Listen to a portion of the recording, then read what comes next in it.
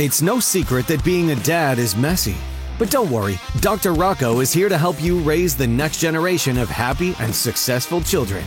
Through conversations with other dads going through similar struggles, you'll hear what they went through and how they came out the other side better than ever before.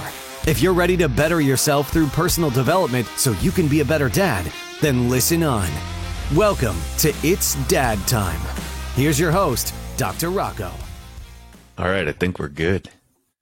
All right, so I'll introduce you a little bit here, and then I'll let you take it away too. But this is Joseph Gregory, one of my best friend's cousins, I guess. Is that the right terminology? Yeah, we're brothers at this point. But I would agree with that. We're brothers, man.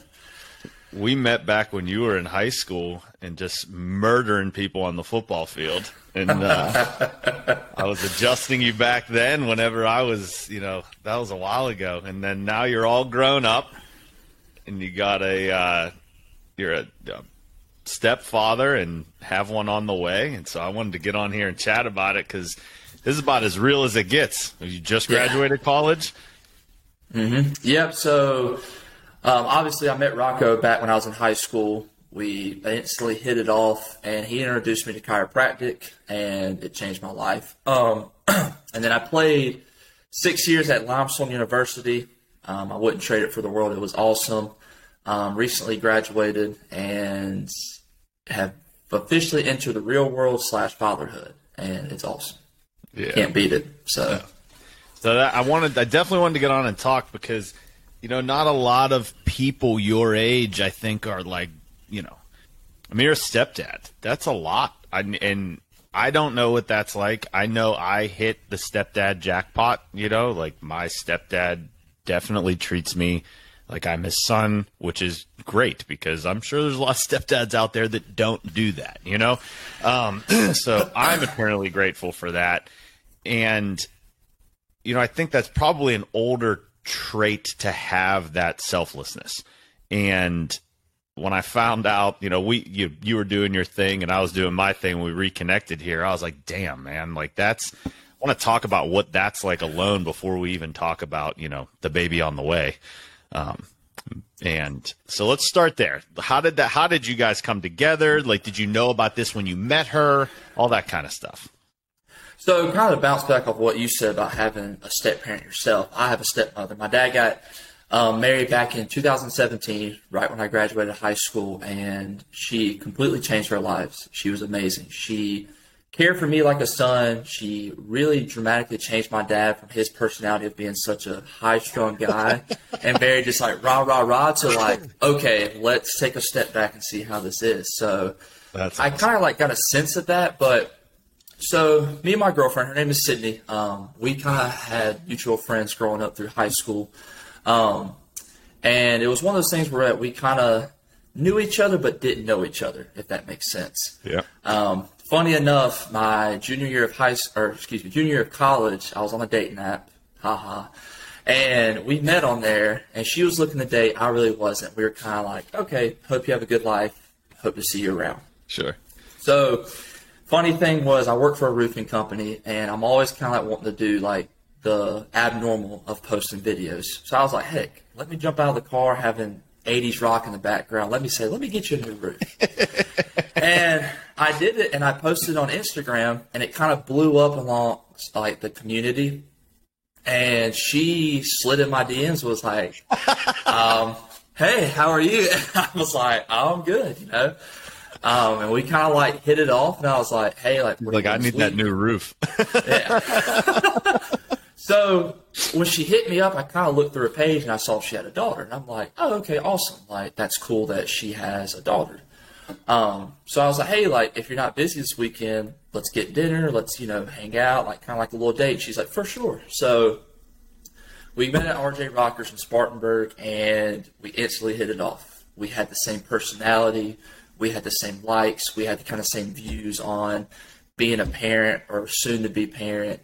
And we just kind of bounced off of that, and I really just liked her morals and how she really was very protective of her kids. She was like, look, I have a child. She's everything to me. If this thing continues, you won't meet her until I feel comfortable. I'm like, beautiful. awesome. That is perfectly fine with me. I don't want to jump the gun because, a child, especially her being 4 years old, if she just throws me into the flames, like, oh, here you go, here's my boyfriend, and she's like, who's this guy? I don't know. Yeah.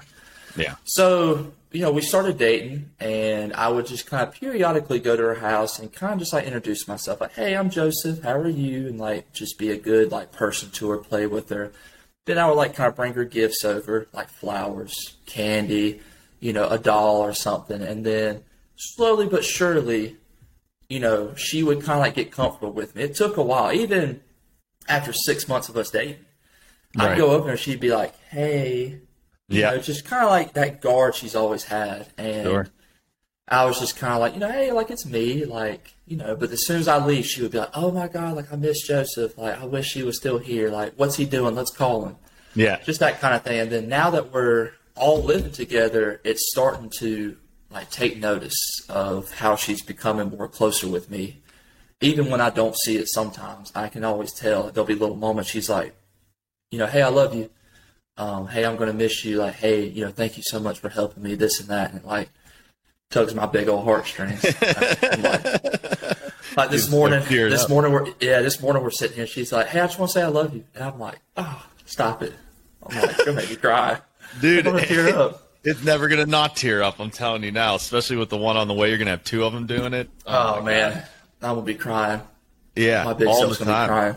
Yesterday was Sloane's birthday, and I swear I just cried all day, man. We did her school. She has this awesome school, man, and they go, and so we got to go to the school. Yeah. And we go there, and it's this like little event they put on. So everybody's in like a semicircle, and the teacher's there, and she tells this story, and she lights this candle, and then you bring pictures, and Sloane walks around the semicircle showing a picture of her, like of each year of her life to all of the kids, which is amazing because. Well, I'll tell the whole story. So first she comes in and you sit there and she tells this story and she talks about the day you were born. And she's like, you used to be in this place and it was beautiful and there were no bad days and everything was amazing. And you were playing with this golden ball. And then like the golden ball fell in this hole and you looked down and you saw these two people and they were your mom and dad. And you see them. And you're like, wow, I want to go there, right? And so you ask your guardian angel if you can go there, and your guardian angel's like, yeah, but it's not like here. Like there's ups and downs and rain and snow and wind, and it's this whole thing. And you get all excited, and you're like, I want to go. And your guardian angel's like, okay, let's go. But first, before I take you, like they go on this like rainbow all the way down to Earth. She's like, but before I take you, we have to go make a couple trips or visits. And I'm probably butchering this story, right? Because then I start crying. And so it's like, we got to take you to the sun, and we go to the sun to get you courage and strength. And then we're going to go to the moon to get you whatever the moon was. And then we're going to go to the stars to get you your joy and love and funniness of life and all these things. We're going to collect all of those strengths. Then we're going to ride this rainbow down, and you go into Earth, and that's when you become this Earth child. And I'm like, there's 12 kids sitting around. Like, I'm crying now. There's like 12 kids sitting around. They're all looking at me, and I'm just like trying not to cry. Like my ex-wife's like smirking. She's like, I'm like, I can't help it. And so it's just everything makes you cry once you become a dad. I'm like, I think I cried 4 times before I was a dad. And now it's just like, I think I cried like 4 times yesterday, like for no reason, just thinking about her. I just started crying. And but this was really cool, now that we're talking about it, is then she walked around and she showed these little pictures of herself. Like they were like, bring a picture from every year of her life. So she walks around, she shows each kid the picture of her. Then they give her a gift, and she walks around and shows everybody the gift. And then every kid in the class drew a picture and told them their wish for Sloane for the next year. And so they draw the picture, the teacher writes the wish on the back, and then she reads this entire book to all of them, right, into Sloane. Then after that, they each take one flower, and they tell Sloane happy birthday, and they give her a hug and give her a flower. And during all of this, I'm like, I grew up, and you probably grew up the same way, where it was like, you have to be so humble about everything you do that you almost do this. You retreat, and you don't necessarily step into the power of who you are. And I'm watching all of these children, and they're all going to get the same experience because they make sure to celebrate every kid's birthday. Be okay being the center of attention. being loved on, being this beautiful spirit that came to earth that has its gifts. And I'm like, I wonder what that would have transitioned in life if every child had that. I wonder like what that would look like. I just thought it was fascinating. And since we got on the part of crying, I'm like, I got to tell this story. You know, I mean, it was just, it was awesome. Yeah. And, you know, growing up, you know, my father, my dad like raised me. It was, I never really had a mother in my life. So it was more or less like, be a man, be strong. You know, your dad is very much the example of that. Yes, yes. Rocco has met my father. My father, I'll give like a brief summary. He is a amazing person. I would never trade any other person to be my father, and he's done so much for me. But when it comes to expressing and being like feelings, absolutely not. He's never been that type of person. He's gotten a lot better as he's gotten older, but you know, back when I was younger, it was just kind of like, you're fine. Shake it off. It's okay. Like, don't cry. Like, you're fine. And then you're just kind of like, oh, okay. Like, all right. And then you kind of put that like guard of a wall of like, oh, well, can I do that? Like, is it okay? Like, what kind of feeling should I show? Right. And for the longest time, that's what it was. It was just kind of like masculine, like, be strong. You're good. Fight through it. It's okay. And then once my stepmom stepped in, so much changed. I mean, me and him would be sitting in the room just bawling our eyes out together. Something I've never done with my father, except when I got older, man. Like bawling our eyes out and just having those like little simple conversations that turn into an hour-long conversation and stuff like that, man. And that's what I wanted to transition when I became a father, was that I want my child, whether they're not mine or they are mine, I want them to express and show that, hey, I'm here for you. You can tell me anything. We can talk about it, no matter if it's big, small, or indifferent. Yeah, that's huge. I think that Beyonce, girlfriend just walked in. I'm sorry. There she is. That's all right. There's a beautiful woman. Sorry, I didn't mean to interrupt. No, you're good. They're always allowed to interrupt. It's fine. I think that's amazing, and it speaks to the testament of that feminine energy and how it kind of calms the masculine down and allows it to feel its emotions, express itself, be able to be there. You know, I can't imagine the stress your father was under for, I don't know, 18 years of his life to raise a son and not want to raise a shithead, you know, be present, do all that without any help. You know, I mean, that's a lot. It says a lot about your dad. And of course, he's going to go to his default of like, hey, I had to man up and do this, so you get to do the same thing. And, you know, I say all the time, like, those experiences allow you now to be able to handle life. Like, when shit gets hard, you're like, okay, whatever, here we go. Like, we're just going to do it, because life's going to get hard, and that's okay. It is. Yeah. You know, and I think that that's beautiful that he gave you that, too, you know. And then it comes full circle. I mean, I love it. I love it. I can't picture him crying, but I love it. I love the idea of him crying. What a healing thing, you know? Like, because probably from the first time I met him, I'm like, this guy probably needs a good cry. You know? And like so many like things have changed from when he was younger to when I'm younger. You know, like things with how the world is and with things with how people express themselves. You know, back then it was like, cry. Men don't cry. You go out here and you work 9 to 5, and then you come home, you take care of your family. Right. And that's what he was kind of raised with. And then as he got older, like you said, that was kind of like his default thing. Like, you know, when it came to like, if I did something bad, my dad was like, well, what the heck are you doing? Why'd you do that? And it's like, I don't know, Dad. Like, I'm trying to figure it out myself. I don't know. Right. And then as I got older, and with the more we talked about it, he was just kind of like, I mean, that's just how my personality was. And he said, you know, I always just wanted to make sure that you had everything you needed and that you never would do that what I did when I was younger. Like, I wanted you to be different. Right. And it makes sense now. It's like, well, man, like, it totally makes sense why you did that, because you were raised to do that. That's what you were raised around. Of course. And like I said, man, he's done so much for me that I can't ever trade for, and he still does stuff for me now at 23 years old. And we still cry together, and we still fuss and argue, but that's my dad, and I'll never have another one like him. Yeah. That's for sure. That's beautiful. So, your fiance or girlfriend, where are we at with that? we're girlfriend, but we're going to be, Okay. she's going to be fiance soon. Okay, so we'll stick with girlfriend for now. We'll do a whole nother one when fiance happens. We'll stick with girlfriend for now. So is the child's father still in the picture? Is it just you? Like, how is that working? So her father is in the picture. Okay. So kind of what they do is so my girlfriend gets her a weekend, and then the dad gets her on the next weekend. So like every other weekend, they kind of flip flop. So he is present.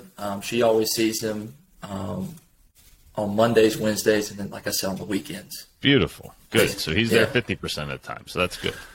Yeah. Okay. Awesome. Do you, if any of this is too much, we can always just cut it or not talk about it. But do you have a good relationship with him? Do you ever talk, or is it just kind of you're doing your thing and he's doing his? There's a lot I would like to say, but out of respect, I'm not going to. Of course. You know, I just out of respect. I don't want to down somebody because of what they do that I see, because that makes me look like a bad person. I don't want that to happen.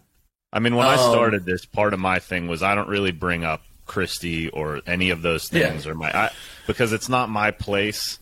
I don't think it's my place to put any words into anybody's mouth or speak about that. That's private. That's them. So I totally get that. Totally respect that. And, and Christy and I have an amazing relationship communicating for co-parenting. So it really wouldn't even be anything bad to say. It's just, I don't, I mean, there's things that's happened. And like I said, I'm not going to just sit here and blast that all over social media. That's between me, my girlfriend, and him, and that kind of thing. But I've met him one time, and we kind of like, hey, how you doing? I'm Joseph. I'm Parker's dad. Nice to meet you. That kind of thing. And really, ever since then, I haven't spoken to him. Yeah. I just kind of let Sydney and him communicate everything, because it's really some of it's none of my business. I kind of stay out of it unless it does involve me, then I might jump into it. But otherwise, I'm just kind of like, okay, that's between y'all two. Y'all handle it. Y'all figure it out. But yeah, I don't communicate with them. I think that's it. I mean, personally, I think that's the best way to handle it for now. And then, the goal maybe someday is everybody grows and gets healthier and more mature, and maybe it changes and develops. It's actually funny. I have a really good friend of mine at her graduation. Her mom, her dad, her stepmom, and her stepdad all took everybody out to eat together, and we're arguing about who's going to pay for the bill. I'm like, this is cool. I don't think a lot of people have ever had that experience. I'm like, that's rare. So I just thought I should probably interview her about that, because it's so rare, and what that was like growing up in that environment with just balls of love everywhere. I think that's cool. That is awesome. So I guess what are the I'm trying to think of how to word this. At your age, I couldn't have I was not mature enough at your age to date somebody who had a child. And so I guess tell me about the thought process behind that. Or did it not even come up and it was just like, man, I'm head over heels for this girl and this is just part of it and what I'm doing and I'm all in, Yeah, I mean, we talked about it at first, and she kind of was like, this child is my world. And I'm like, perfect. That's awesome. I'm glad that, you're so connected with your child. Yeah. And it was one of those things that was like, well, if we do take this relationship to the next step, obviously I want to be involved as much as I can. And I want to just be present for her. I just want to be there for her. That's all. Mm-hmm. And, of course, you're nervous because it's like, oh, my Lord, what's this child going to think of me? It's almost like meeting someone's parents. You're like, hey, how are you? This is me. What do you think about me? Same thing with a child. When you approach a child, number one, they're still trying to figure out this entire world. And they're just trying to figure out what they want to do the next day, much less some random, 6'3", 250-pound stranger with a mustache, So, it looks good, though. Thank you. I like the beard. Beard's awesome.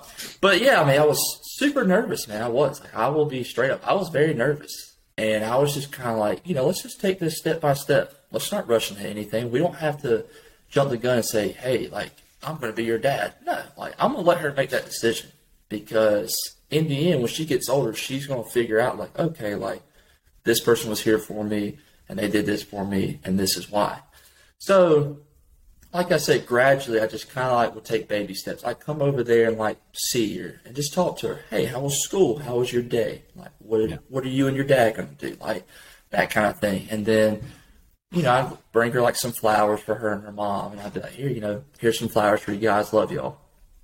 And then, you know, go out there and just like going out in the backyard when it's sunny and painting. You know, going to the park and holding her hand, walking her along the wall. Like, those little small things that might not seem big, but to me that was like huge. That's a huge step. That me and her like walking hand in hand right now on a retainer wall. Like, that was awesome. Yeah. And you know, you kind of go from like just seeing them periodically to you literally wake up every single morning to her coming in there. Good morning. How are you? Yeah. You know, and then you start to kind of figure out the really in-depth stuff of like what she likes, what she dislikes, kind of what her mood is, what, you know, what she wants to do, you know. And I just kind of made the point of like, no matter how I feel, no matter what my day is like, I'm always going to make sure that like I'm present with her and I'm in a good mood and that I'm happy, you know. Like, even if she asks me a million times, hey, guess what? What are you doing?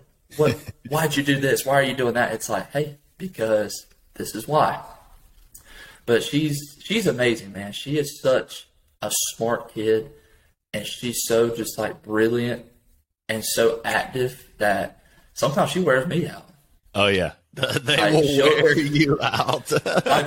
Obviously, like, if people can see, I'm in a sling. I had shoulder surgery a week ago, so I've been very limited. But before that, man, I mean, we'd come in here and wrestle, and I'd pick her up and like fly her through the house, and like, you know, we do all kinds of things together. And even still, like, even with a shoulder sling, I'm always like, hey, like, let's play a game, or like, let's do something. Like, I can still kind of like run around with you, but just, you know, obviously this next step of going from, like I said, just seeing some of her periodically to now living together, I made it a point that like, I'm always going to be present somehow, some way. Yeah. You know, whether it's playing board games with her, you know, asking her about school, making her breakfast, you know, putting her shoes on for her, even when she doesn't want me to.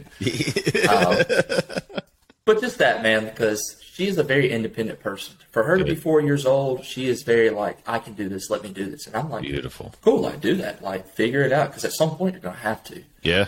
Even if it's putting a T-shirt on inside out. Like, you got to figure out, hey, you got to turn it back, you know, inside out. And, you know, just trying to show her also that, like, hey, like, you can do this, but sometimes, like, you need some help. Like, it's okay for you to say, hey, like, I can't put my boots on. What's going on? So here, let me help you out. Yep. So, that's funny. I mean, I remember those days, and I'm still in those days, of course. Sloan just turned 6, but she wants to do everything. And I'm like, all right, you know, and then she like makes the mess, and she's like, oh, I made a mess. I'm like, well, how is she supposed to learn? Like, I try and be so just neutral about it and almost funny. Like, oh, you did it without making a mess? You know, it's just kind of like, here we are. Like, this is what we're doing. It's part of it. Like, slow down. You know, the other day she wanted to help me cut the beef jerky, and I'm like, oh my goodness, I'd be done with this in 10 minutes. It took like an hour and a half. You know, but it's like, how else is she going to learn how to use a knife without dad's supervision doing that? Like, And that's what I told myself, and me and my girlfriend had like these long talks together. Is that I'm not going to be nitpicky about everything. I'm not going to sit here and like, oh, no, you can't do this. No, you can't. Because they're going to be like, well, what the heck? Like, I feel like I can do this. Like, they have to learn. They have to figure it out on their own, because when they get older, stuff's going to hit them in the face, and they can be like, oh, okay, like, I got this, you know? Like, or they're going to wait and run back to, you know, mom and dad all the time, because that was the pattern you instilled in them, which is not what you want. You want them to be able to stand firm and be like, this is no different than learning how to cut beef jerky. There you go. You know, it's no different than wanting to stir an egg in a bowl. It's no different than wanting to put your shoes on yourself or get dressed yourself. Like, it's good that you do that, and you might do it wrong, and that's okay. I'm not going to be mad about it. If you spill cereal all over the floor, hey, it's okay. I spill stuff all the time. I'm an adult. I spill stuff all the time. All the time.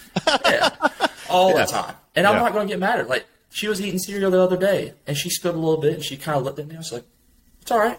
Raked it in my hand, threw it back in the bowl. I'm like, go at it, girl. No worries. I think that, too, that when they look at you and you give them the validation of that it's okay, it gives them the permission and that that steady structure to know they can always come back to that. Because, you know, I was talking to one of my friends before, and it's like, if every time something is wrong or goes wrong, they're punished or they're condemned or they're scolded or whatever, and that foundation is not this foundation of just unconditional love, what are they going to come back to you for advice when they really start to figure out what's going on in life? You know, when they're 12, 13, 14, and they, you know, the first person offers them a cigarette and they take a puff of the cigarette. Like, they're not going to come to you and be like, hey, I took a puff of a cigarette. They're going to be like, well, no, my pattern is I've always been yelled at my whole life if I spilled the cereal, so I'm not going to tell them. Where if the pattern is, hey, you spilled the cereal, guess what? You get to not spill it next time or spill less. That's the pattern. Then it's like, hey, I got offered a cigarette. I took a puff of it and I fucking hated it. Cool. So did I when I was your age. Yeah. You know, like. Like, that's why I want her to be, you know, she's going to always be that with her mother because that's who she's been with for 4 years, and that's been like her rock and her anchor. Yeah. And that's how I want to be. I want to be where she's comfortable enough to where maybe she doesn't want to tell mom something. She comes and talks to me. Sure. And obviously, I'm going to tell her mother. I'm not going to hide anything because of course, open communication is key. Yeah. But, you know, I want her to be comfortable enough to where when she's 15 years old, she's like, hey, I went to a party and drank a beer. Like, you know, it just kind of was thrown at me like, well, I don't know what happened. And it's like, it's okay. Let's talk about it. Yeah. You know, like what? I did the same thing. Yeah. I did the same thing when I was 15. And I also learned, too, that, you know, it's going to happen at some point. And I told my dad, I was like, hey, Dad, I drank a beer at a party. And he's like, well, you know you're not supposed to, right? And I'm like, obviously, yeah. Like, I apologize. But then he also told me, too, like, hey, like, you know, make sure you're not driving. Make sure you're not going over the limit with it. And that's what I want her to be when she gets to that stage of life when things are thrown at her. And they're going to experiment. They're going to screw up. I mean, the other day, Sloan wanted, this was like 2 days ago, Sloan wanted an acai bowl. My mom was over the house. We went out to, it was Wednesday. We went to go, there's a place down on the avenue that does line dancing on Wednesdays, teaches you how to do line dancing. Ooh. So I'm like, all right, I don't know how. I need to know how. Sloan wants to know how because she just wants to dance all the time. I'm like, let's go do line dancing together. So we go, and then after, my mom's like, I'm coming up. So she came up, and she's like, I want an acai bowl. I'm like, all right, let's go get one. So I was not going to let Sloan have one. And then I'm like, whatever, let's just go get it, you know, because it was already like 8 p.m. So we go get it. And then we come home, and she's like, she likes to mix hers up. And I'm like, all right, well, let's put it in a bigger bowl to mix it, you know, so that it doesn't get everywhere. And she's like, I really want to eat it out of this bowl. I'm like, okay, so I'm trying to like mix it for her and not get it everywhere. So I get it somewhat mixed, and I hand it to her. And as soon as I hand it to her, she walks over to the table and spills the whole thing upside down. And I'm like, son of a bitch. And she's like, uh-oh. You know, and I'm like, well, what? Instead of getting mad, I'm like, well, what a great opportunity to put it in a bigger bowl. And she's like, yeah. You know, so I go get the bigger bowl and like slide it across into the bigger bowl. And I'm like, now you can stir it as much as you want. She's like, we should have just did the bigger bowl right from the start. I'm like, next time. I know. I know. Dad knows a thing or two about life. I don't know a lot, but it was awesome. We should have put it in a bigger bowl. I know. And it's so funny when those little moments like that can like crack you up and just make you look back and say, God, like I used to do this too when I was a kid. Like I'd pitch a fit in a ball and I couldn't go get a toy. Yeah. You know? Yeah. And like we're playing Candyland yesterday, and the ice cream is like the big thing you can get. If you get the ice cream, you're dang near to the finish line. Yeah. And she's like, I can't wait to get the ice cream. I'm like, I hope you do. I mean, we mix these cards up. Who knows who's going to get it? Sure enough, I draw it. I draw it.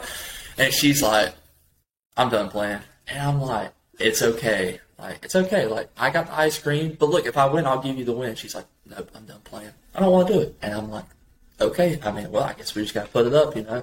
Yeah. And she kind of like a little pouty, and it was okay. I'm like, look, it's okay. Like, next time you'll get the ice cream, you'll win. She's like, I hope. I'm like, okay. And that was it, man. But like little moments like that just like crack you up, and you're just kind of like, you know, whatever. We could have done it different, but you got to learn.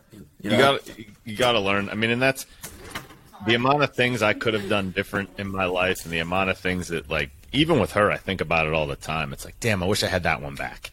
But you don't know you wish you had that one back until you went through it, and you're like, all right. I mean, like everything we've been talking about. You don't learn until you fail. Like it was with this same thing with the podcast. Like the first one I released, I'm like, I used my 12-year-old laptop camera. It's all fuzzy. I'm like, I don't know what I'm doing. It took me and Corey like 40 minutes to get the microphone to work, you know? And I'm like, but I'm not going to not release it because it isn't great. Like, no, now everyone gets to see the progression of what it's like to learn. And I preach that to my daughter all the time. How do you learn to do the monkey bars? You fucking fall off of them 1,000 times, and then you figure out how to do the monkey bars, you know? Yeah. Why would I not, if it's a principle that I'm going to teach her, why would I not own it in the world? Right. And so I love it. Yeah, you definitely want to preach what to your kid, but also to yourself. You can't just say, well, I'm going to do this for my kid, but not myself. Because then you're just being a hypocrite. You are. And so I said it before, the greatest self-help books on the planet, children. Because if you really want to teach them, they learn the most by observing. What does dad do? How does dad carry himself? And, you know, I had this tendency to go from like 0 to nothing with emotions, right? Even back when I was in college, and if it was like, okay, like I was cool, calm, and collected until I hit the threshold of like, you fucked with me too much, and now I snapped, right? And there was no middle ground. And so her and I, and she's got my personality. Like she's, you know, like she's dug in, you know. I love it. I love it. Every time we're in a thing together, I'm just like, there's this part of my brain that's like, fuck yeah. You know, like she's yeah, but just not with dad. God. You know? Yes. I see her, and and it's like when you tell her to do, it's like part of learning how to interact with your child. But when I tell her to do something that she doesn't want to do, she digs in more and more and more and more, and she's just like, you're not going to project your will onto mine. And so I've gotten to learn that her mood, how she interacts, and how she does almost everything, for the most part, a very high percentage, I would say, like 90%, is dictated by my presence, my mood, my attention, my whatever. And so when we get to a place where we're butting heads, and I don't hide from her that we're butting heads. Like I express, like, I'm frustrated. I'm frustrated because I'm asking you to do something because I believe that this is the best thing for you, and you refuse to do it. I'll say that to her. Like, I talk to her like she's you, you know? And in that, she more often than not will then explain to me why she's doing what she's doing, why what I'm asking her to do goes against what she believes is her free will as a human, in essence.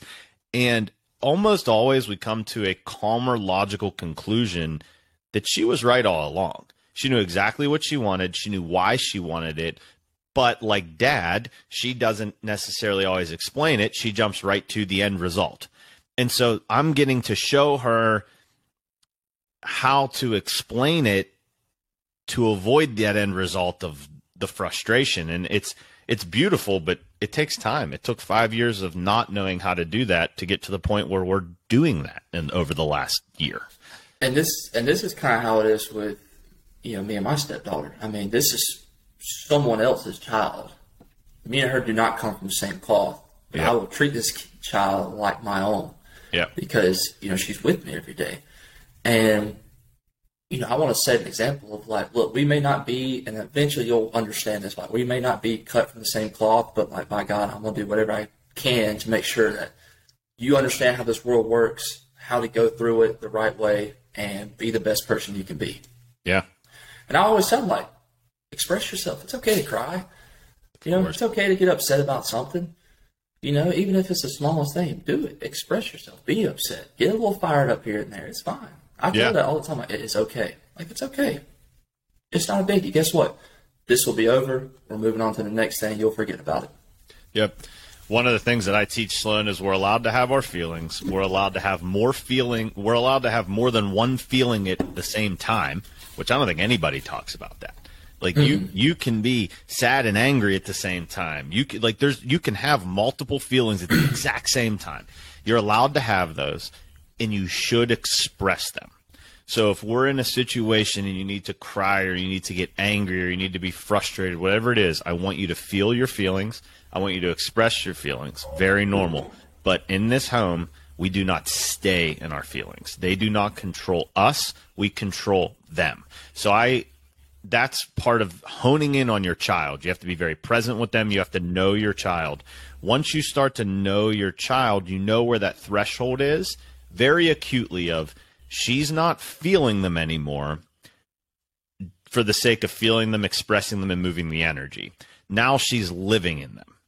Mm-hmm. And I will not allow that in my home, because that's then when you get overtaken by them, and that's not okay. So at the very young age, I'm teaching her we aren't doing these things for attention. We aren't doing these things to get a certain result. If we want a certain result, we govern our emotions, we learn to control our emotions, and then we get all of our emotions going in the same direction towards the goal we want. We do not play victim in our emotions to get that result, right? And it's fascinating to watch her self-govern now when she's with other children. And you know, one of the things I tell her a lot is if we are getting to a point where it's, listen, the older she gets, really from that age of like 4 to 6, she's trying to orient to the world and she's trying to figure things out, and she wants to know boundaries. And I mean, she's going to push.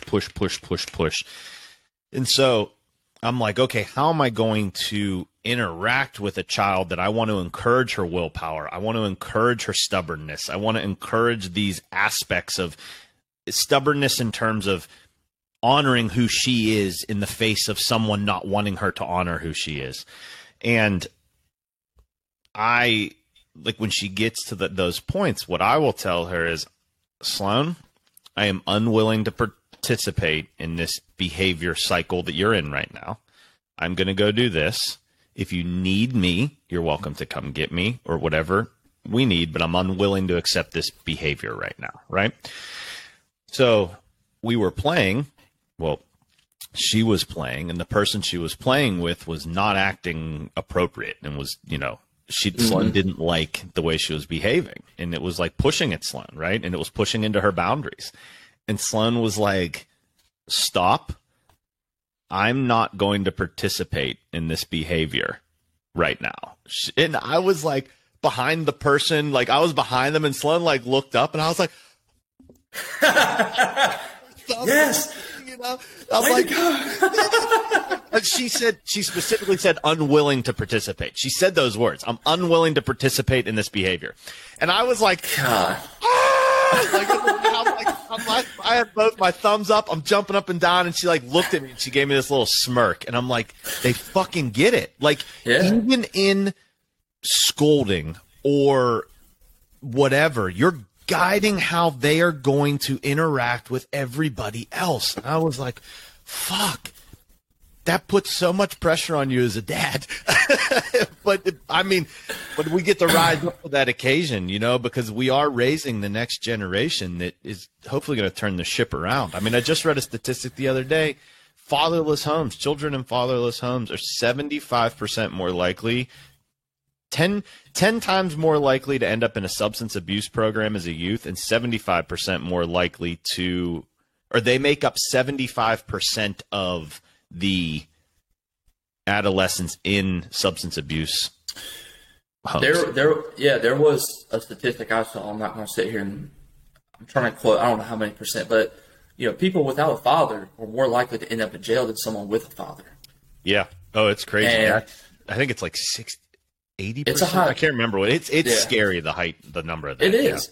Yeah. And it's like, especially me, man, like, you know, going to college, you meet everybody from everywhere. Mm-hmm. You know, all walks of life, you know, the suburbs, the hood, you know, the country, everybody, man. And you have to connect with them because you're going to be playing on the field with them. Yeah.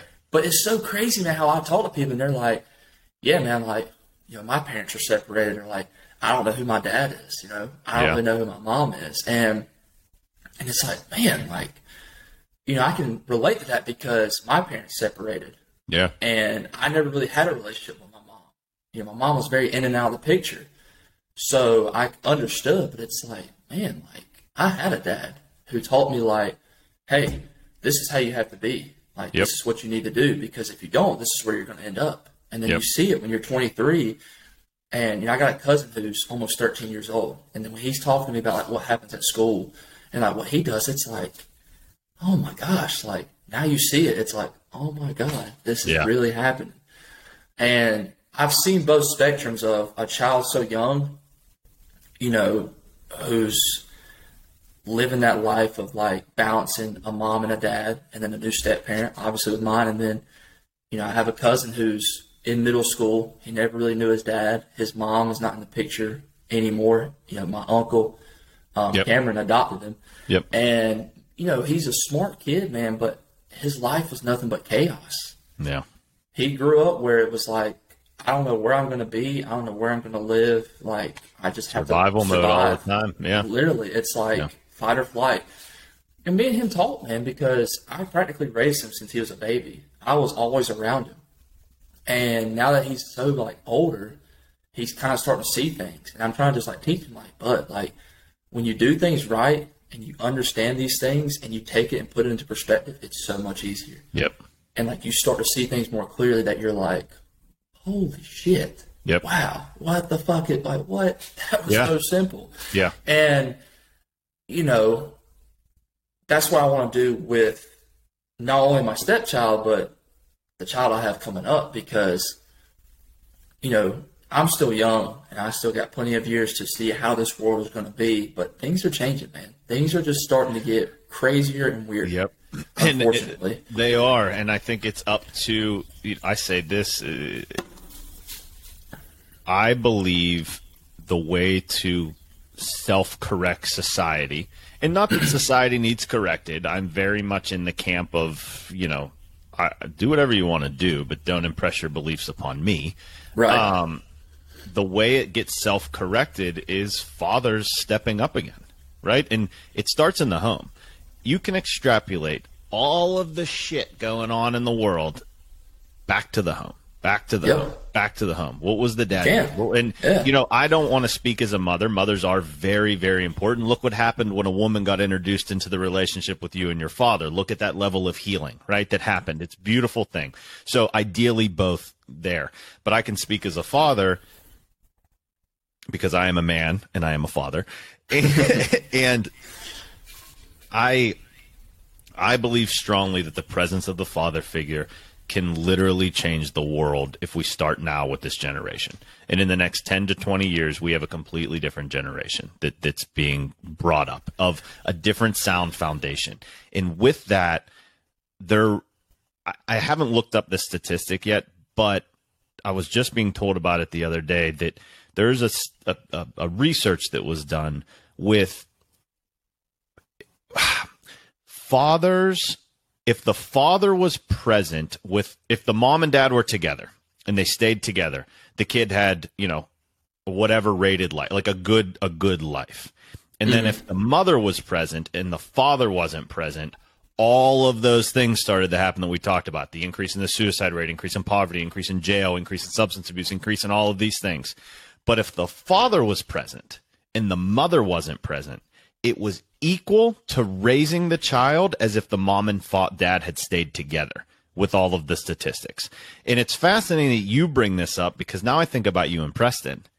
And I'm like, look at these two successful guys, men that are living awesome lives, that are doing huge things in their communities and with you know, your girlfriend's daughter and all these things, and Preston doing all of his stuff. I'm like, well, they were raised by fathers. Look at it's the proof is in the pudding. Look what happened. And again, I'm not downplaying the feminine energy and the necessity of it and what could really be ushered in if you know that is merged together. But I thought it was just fascinating. And as you're talking, I'm like, oh my God, he is the living, breathing example of what a father can create. The proof is in the pudding. That's like the most generic thing you can say. The proof is in the pudding. Am I a perfect person? No. I wake up every day trying to like figure out like, you know, what's going on, like how I can be a better person. How can I be a better boyfriend? How can I be a better stepfather? And then my child coming up, how can I be a better father? Because nothing in life is perfect. Nothing. ever. Yep. If it was, this world would be sunshine and rainbows and everybody would be singing Kumbaya. But it's not. Right. But the proof is in the pudding. Was my dad a perfect man? No. And he'll tell you that. He'll say, heck, I was winging it. I was trying to figure this shit out. He tells me that all the time. I'm winging it. There's no doubt in my every day. I'm like, here we'll see. I'm glad I'm good at adapting on the fly. Me too. Hell, man. I mean, like I said, like I'm trying to figure, my stepchild out, Parker. That's her name. I'm trying to figure Parker out and like understand her every single day because stuff always changes. Yep. She might be in this mood and that mood. I'm trying to adapt with like how can I like approach it without being so like invasive of her privacy. But Of course. it is, man. Like, there's different spectrums. I mean, I've seen guys who were raised by a mother, no father, and they were very successful and they were very top-notch men. And then I have seen men, boys raised by a mother, and their life is completely like up and down. Yeah. I mean, you can say pros and cons of everything, but you are completely right. The proof is in the pudding with me and Preston. Yeah. It really is. And there's a really good book every man should read, and it's No More Mr. Nice Guy. And it's fascinating how it talks about, especially, I don't remember if he references single mothers or he just talks about mothers in general projecting their need for the husband onto the pressure onto the son. But every man out there should read No More Mr. Nice Guy by Dr. Glover. It's a fascinating book, and it will change your life. Just a little plug for him, even though I don't know him, but maybe we'll get him on the podcast sometime. Hey, no kidding. I'll hop on Amazon for this and give him some business. But you touched on a key part there is you wake up every day and you're asking yourself, how do I get better? And how many people wake up every day and are like, fuck, I got to go to work today, or I got to do this. It's like, man, how do I get to be better today for one of these things or all of these things? And just bringing that presence to your day changes the whole tone of the day. It does.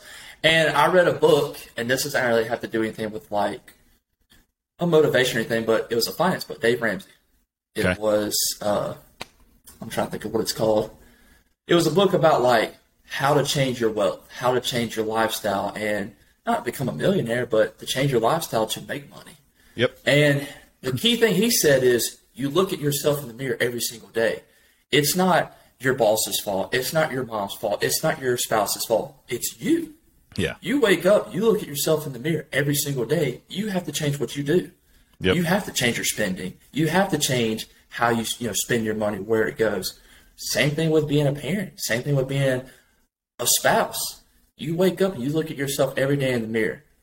And if you wake up and you look at yourself every day in the mirror and you say, I'm satisfied, that's bullshit. Yeah. That's bullshit. It is. Yeah. I wake up and I look at myself and I say, you know what? I have to be better. I'm going to be better. I am going to be the best father. I'm going to be the best boyfriend. I'm going to be the best whatever it is today and every single day.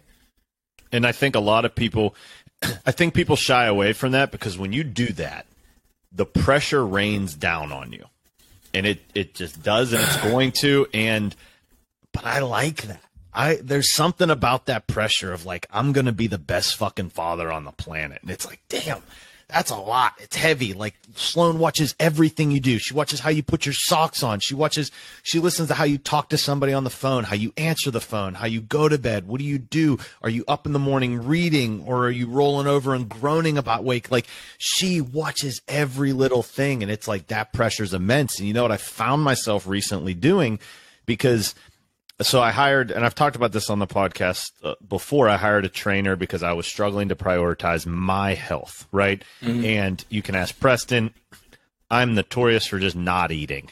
Like, I'm just like, I don't need to eat, or I'll eat like, I don't know, 6 ounces of chicken or something and a little bit of rice. And I'm just like, I'm good for the next 48 hours. Like, I just don't eat a lot.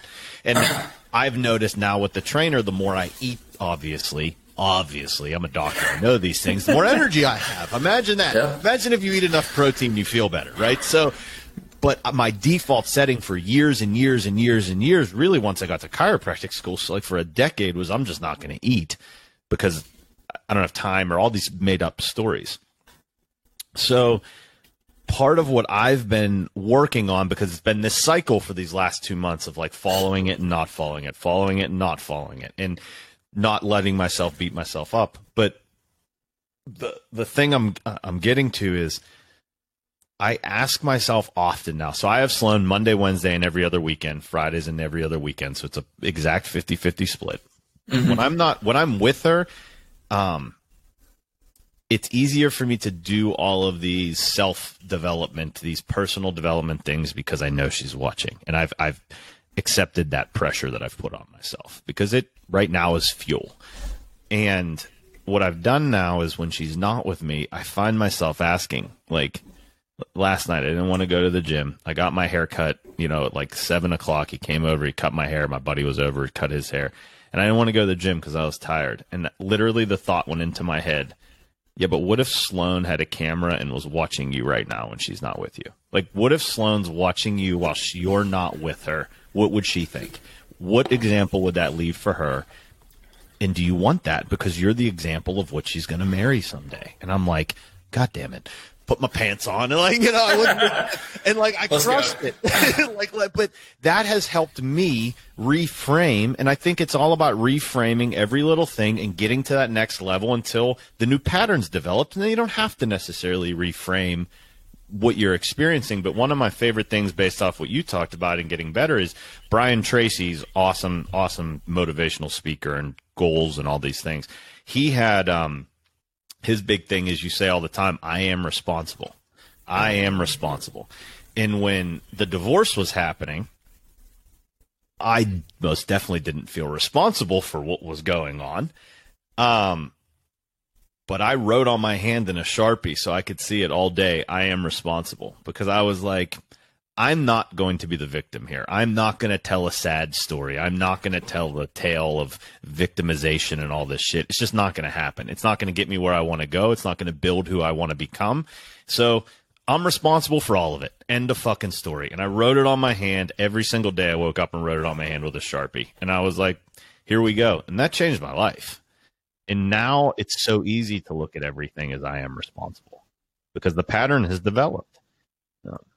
So I think it's awesome, and I love it. People, back to what you said, people, I believe they get in these ruts because they're looking for the ease in life, in the weight of having to be better for your spouse, be better for your daughter, be better for all these things, be better at work. That can weigh a lot on you. And I think that's a very normal thing, which is part of what I hope this podcast brings people is like, hey, we're all going through that. I actually woke up this morning and was like, I don't want to get out of bed today. Like, I just want to stay here with the air conditioning on 67 under my big fuzzy blanket. And I'm like, I don't want to get out of this thing, I'm guilty of it too, man, especially with this, shoulder. I can't lay down. I can't sleep good.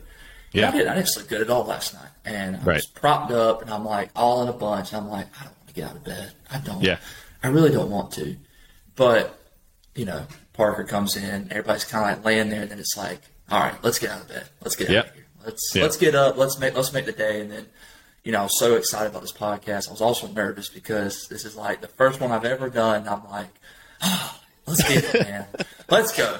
So many people are gonna listen to this. I gotta bring my A game, but I have, man. I'm not gonna sit here and say that I'm some top-notch person. I do everything right now, dude. I've laid in bed and scrolled on my phone. I have. I've laid in bed and I do not feel like getting up. Sure. But then it kind of hits you. It's like, well, if I just lay here, nothing's going to get done. Shit ain't going to happen. I'm not going to make money. So it's like, get up, suck it up, let's go. Yep. And that's literally this morning, I was like, okay, you're going to get up in 3 seconds and you're going to go get in the shower. And then you're not going to worry about anything else until you do that. And I was like, okay, got up, got in the shower, and I was like, all right. And I looked at the bed and I was like, well, now I'm clean and I could just lay back. I literally had that thought in my mind. It was like, well, just lay back down. The podcast isn't until 10:30. Like, you cleared your whole morning, just go lay back down. And I was like, the fuck that. And I I'm not laying back down. And so those internal dialogues, even when you're successful or you're motivated or you do all the stuff, they don't die easy. And it's very normal. It's just exerting your,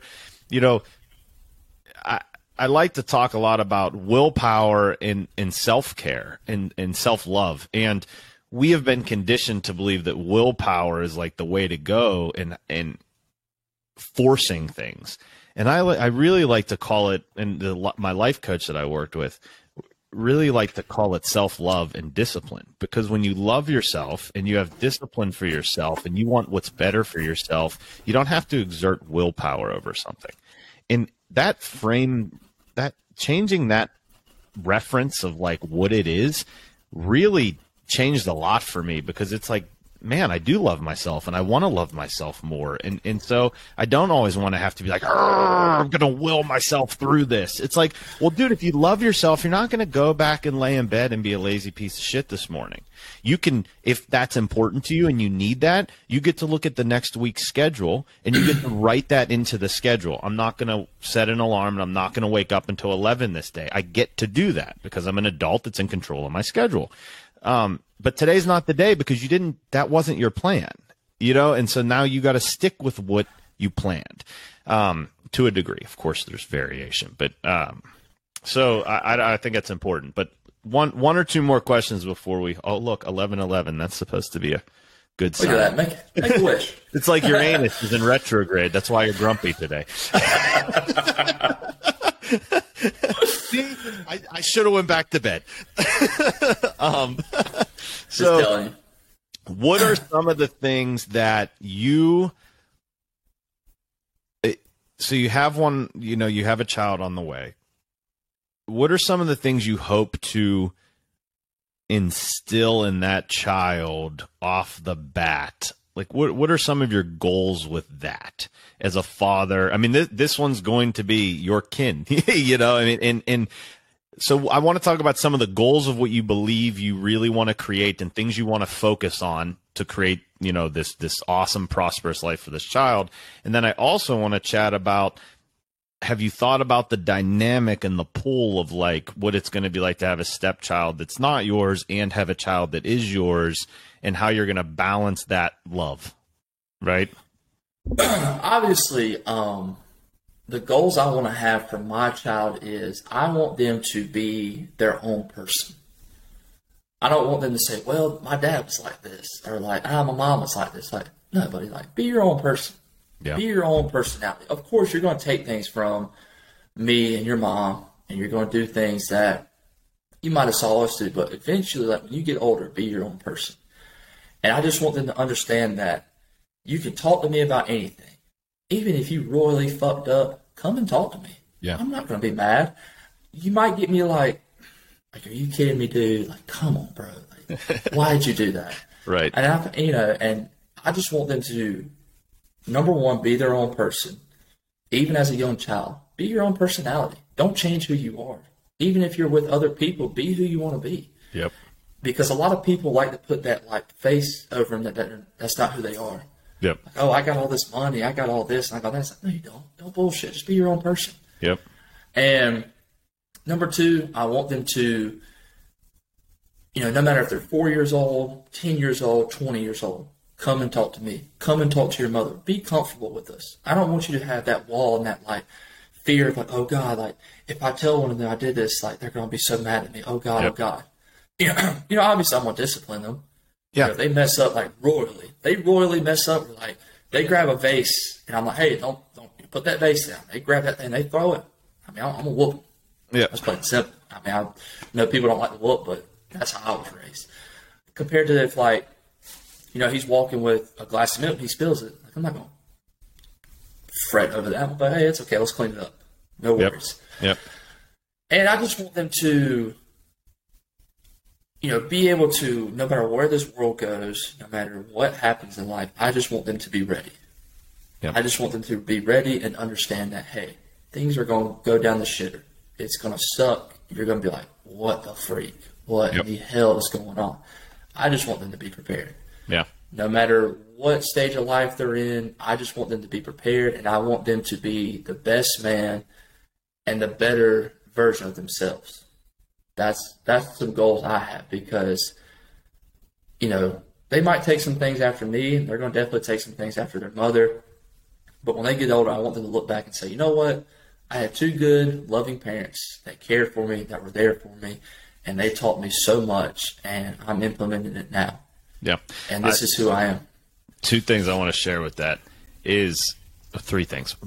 Discipline shows boundaries, right? It's important we discipline our children because it shows our boundaries. It shows boundaries of life. And when a child doesn't have boundaries and you don't have boundaries in life, that's when someone encroaches on your space and pushes you back and back and back and back and back, and not in a lack of boundaries in life or in relationships, and all of these things are where a lot of stuff stems from. Like, you got to draw the line in the sand, and you draw the line in the sand by teaching them how to draw the line in the sand. And Sloan does that. The other thing, and I know I can bring this up to you because you're open to suggestions. So I was spanked now and then as a child too, right? And I have spanked Sloan before. I encourage you, I will cover this, I'm sure, in some other podcast. I don't do it anymore. I would encourage you to seek out the evolution of what we can create in that and how we can discipline them without doing that. Obviously, it is your child, not mine. You are welcome to do everything you want to do. But I do believe that. So the only reason I bring that up is, one, I know you intimately enough that I can bring that up to you. And I believe that we should constantly be improving and constantly be growing and constantly be doing these things. And again, I have spanked Sloan before. And everybody's going to be like, oh my God, hey, I did. But guess what that did? It's the same thing we talked about earlier.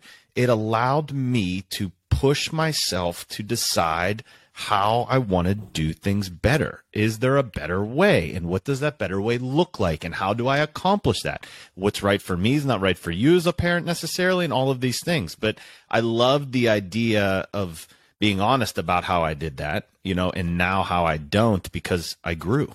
I got better. And if I don't grow and get better, how is she going to grow and get better? And she needs to see that evolution in me, And so I think that's awesome. And again, do things your way. It's amazing. You're going to be an amazing father. The other thing that you brought up that is awesome is letting them become who they are. So I'm in this really interesting place with Sloan right now where she craves the feminine. I'm very masculine, and so she craves the feminine. She loves Dad's masculine energy. She loves to do the things with me and shoot the bow and arrow and box and she loves to do all of these things.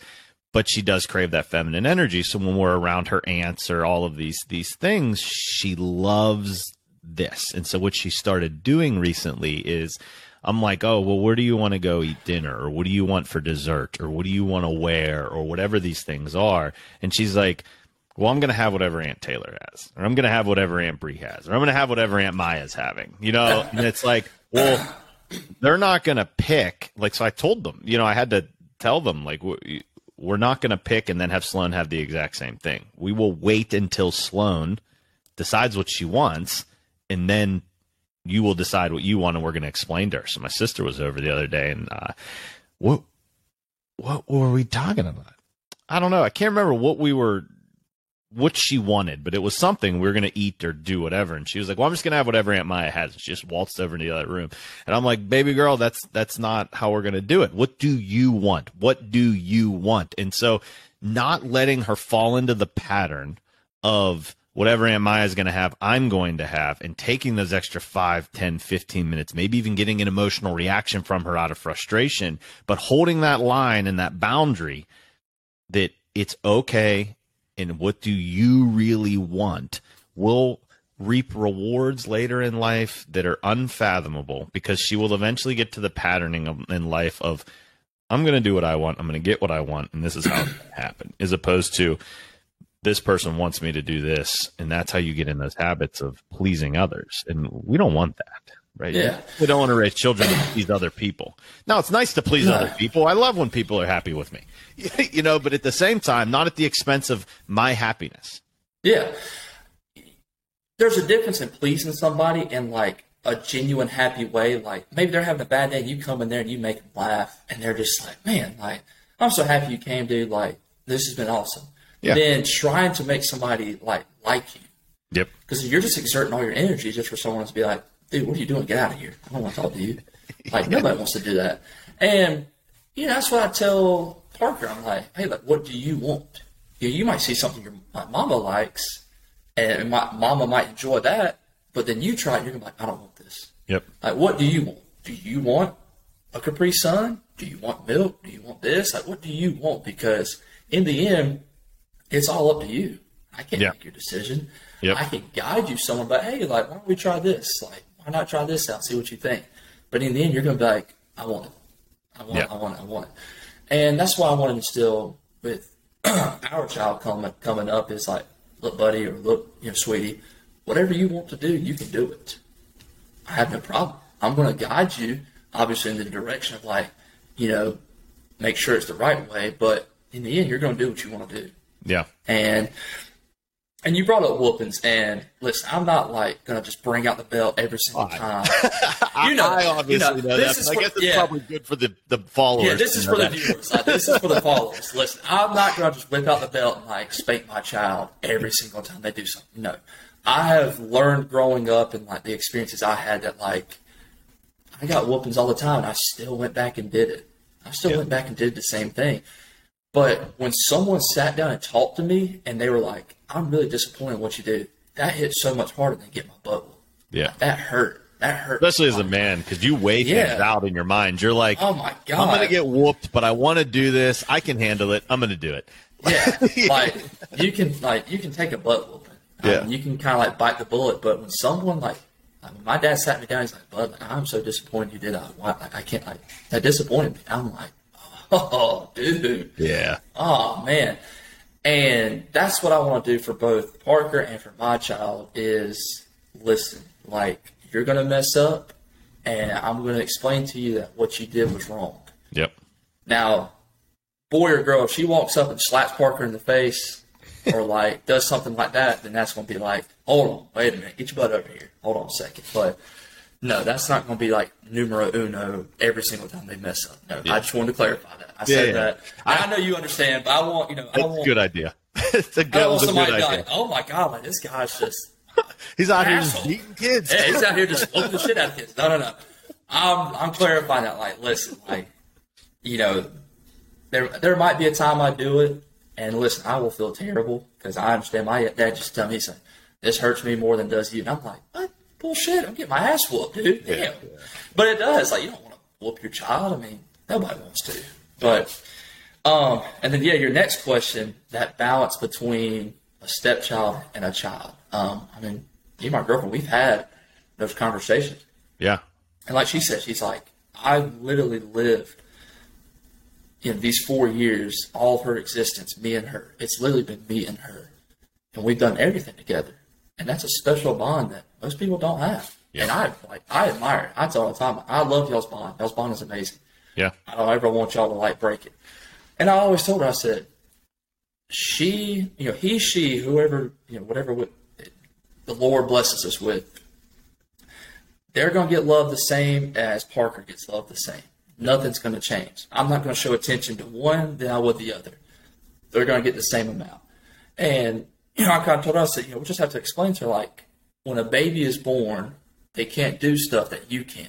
They can't put clothes on. They can't use the bathroom. They can't brush their teeth. We have to do these things for the time being, but we still love you. Nothing's changing. If you need something, we're here.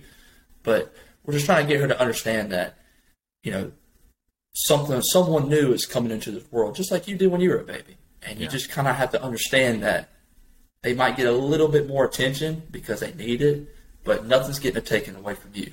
And I think she understands that because every single day she's like, oh my gosh, I'm going to be a big sister. I'm so excited. Just kind of that kid like, oh my Lord, like I'm going to be a sister. And I can tell she's excited and I know she'll be the greatest, but we've had those talks and I've told her, I said, nothing's going to change. I'm going to love Parker like my daughter. And if she needs something, I'm going to be there for her. Of course. Same thing with our son or our girl. If they need something, I'm going to be there for them. Nothing's going to change with the love, the attention, anything. We're going to be there for them. We're going to be the best parents. And we're going to teach them that, hey, we're here no matter what. I love that. Awesome. I love that. It's definitely can't be easy, but I love it. Mm-hmm. Well, I mean, sure, it can, and it will be easy for you, but in my mind, I'm like, oof, that's a lot, but again, that's the whole point of all of this is how many people are in that situation? How many people have made those decisions? What does it look like? And, having having her help and do things, and I think explaining it to her now, like she's already an adult and it's already happened. Like, look, just because we have to change a diaper doesn't mean we love her more. She just needs us to survive. Like, you were like this too. I think it's so, because they really do understand. They really do understand when you talk to them like that. So it's beautiful. She does, man. Like, she's very, very, like I said, she's so smart, man. Like, how me and you talk is like how I talk to her sometimes. Yep. And she's just kind of like, boom, boom, boom, bang. And it's like, okay, cool. And that's just all we did. We just kind of explained to her, like, listen, like, when you were a baby, you needed things that you couldn't do because your body's developing. You're trying to figure things out just like you're still doing. But, like, obviously now you can put your shoes on, put your clothes on, brush your teeth, somewhat take a bath. And I said, things just going to be a little different because we're going to have to just help. That doesn't mean we're, like, just going to completely ignore you. Like, we're going to be here for you. Like, if you need something made or if you need something to help with, boom. We're going to be right there. Someone will be. Me or your mother will be there for you. I love it. And that's what I want to preach to her. I love it. All right, brother. So we're up against it here. Probably you got to get her to the airport, and I think it's a good place to stop this time. But we should do this again. After the baby's born and things are cruising, we should definitely do this again. I had fun. I'll be holding he or she right there and let everybody introduce. This is where we're at. Introduce them to the whole world. Dang right. Nah, man, I greatly appreciate this, man. This has been awesome. Obviously, our relationship has stemmed since 2016. We know each other, but to sit here and to kind of like really dive deep into the parenting world and being a father, I mean, it's awesome, man. And I hope somewhere out there, a 23-year-old's like, oh, man, like, well, this guy's doing it, I can do it. Or even someone older, you know? Yeah. So I really appreciate you letting me kind of get my voice out there, and I definitely would love to do this again. Yeah, we'll definitely do it again. I appreciate you getting on. I mean, when you told me everything that was going on, I'm like, oh, my God, we got to talk about this. This is life. This is life. This is it, you know? And it is, man. I think it's amazing. So perfect. Thank you so much, man. Hey, appreciate it, brother. That's the end of this episode of It's Dad Time, but there's plenty more where that came from. Please subscribe to the podcast so you never miss an episode, and we'd love to hear from you, whether it's questions, success stories, or horror stories, so we can help you raise the next generation of happy and successful children. Follow us on Instagram and send us a message at itsdadtime_. We'll see you next time on It's Dad Time.